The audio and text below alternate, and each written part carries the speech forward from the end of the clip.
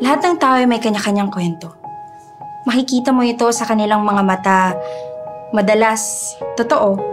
Meron din namang hindi. Maririnig mo ito sa boses nila. May nakakatawa. May nakakaiyak. May nakakalungkot. At meron din namang nakakadismaya. Ramdam mo sa kanilang paghinga na merong mga kwentong pinipilit itago. Meron din namang pinagsisigawan sa buong mundo. Iba't iba ang pinanggagalingan. Iba't ibang karanasan. Iba't iba ang pinanghuhugutan. Alaala man o kasalukuyan. Naalala ko nung bata pa ako. Lagi ako nakikinig sa kwento ng lola ko. Tulad ng kung paanong isang taon siyang sinuyo ng lolo. Ang kwento ng kanilang ligawan. Ang kwento ng isang prinsesang nakatira sa malayong lugar at ang kengkoy na nagmamahal sa kanya. Kung paanong tinitiis ng kengkoy ang halos isang araw na paglalakad para lang makabisita.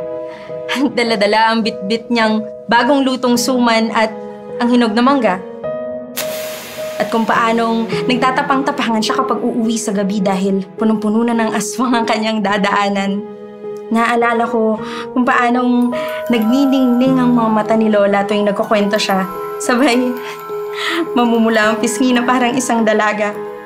At ngayon, kahit wala na sila, dala-dala ko ang kwento nilang dalawa.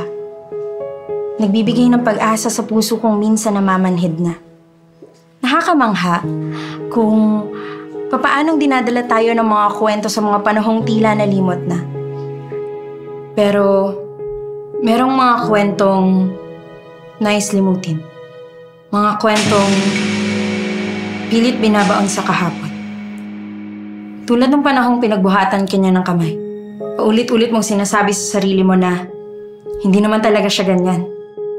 Nasaktuhan lang na init ang ulo niya nung nag-away kayong dalawa. Binabawi naman niya agad at saka nagsusorry. Kung paanong paulit-ulit niyang sasabihin na hindi naman niya sinasadya. Na mahal ka niya. Kaso, umabot na ng 3 taon at ganun pa rin ang kwento. Walang pinagbago. Ngayon wala na siya sa buhay mo. Natatawa ka na lang kapag naaalala mo ito. Kasama ng ibang kwento na matatawa at mapapailing ka na lang kapag pumasok sa isip mo. Pero dahil dito, natuto ka ng hindi magpatalo. Natuto ka na ring tumayo at magpagpag, bumangon muli. Na hindi ka hinaan ng pag-iyak, na okay lang ang tumawa. Dahil ito ang pinakamabilis na panggamot sa kahit anong sakit ng damdamin. Na hindi mo kailangang pagdaanan ng lahat ng mag-isa. Lagi kang merong makakasama. Hindi ka nag-iisa. Hindi ka nag-iisa.